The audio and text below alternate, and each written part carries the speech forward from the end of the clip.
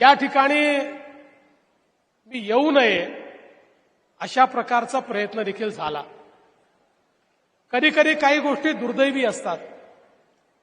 परवा आमची एक लहान बहीण डॉक्टर संपदा मुंडे यांचा अतिशय दुर्दैवी अशा प्रकारचा मृत्यू झाला।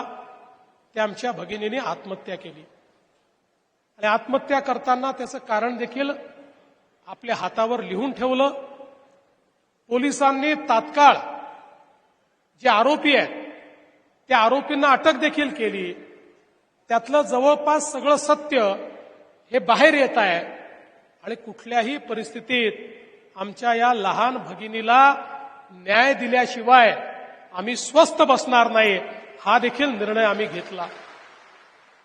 पण अलीकडच्या काळामध्ये प्रत्येक गोष्टीत राजकारण घुसवायचं अशा प्रकारचा अतिशय निंदनीय प्रयत्न या ठिकाणी होताना पाहायला मिळाला आणि काहीही कारण नसताना या ठिकाणी रणजितदादांचं, सचिनदादांचं नाव याच्यात घुसवण्याचा प्रयत्न करण्यात आला।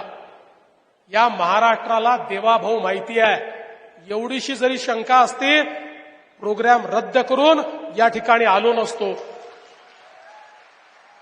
अशा बाबतीमध्ये विपक्ष पाहत नाही, व्यक्ती पाहत नाही, राजकारण पाहत नाही।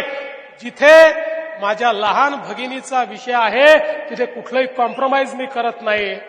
पण त्याच वेळी अशा प्रकारे जसं सचिनदादांनी मगाशी सांगितलं, प्रेताच्या टाळूवरचं लोणी खाण्याचं राजकारण कोणी करत असेल आणि प्रत्येक गोष्टीत केवळ राजकीय भूमिका ही घेण्याचा प्रयत्न कोणी करत असेल तर तेही सहन करणाऱ्यांपैकी मी नाही, त्याला उत्तर देणाऱ्यांपैकी मी आहे, हे देखील या ठिकाणी समजून घेतलं पाहिजे।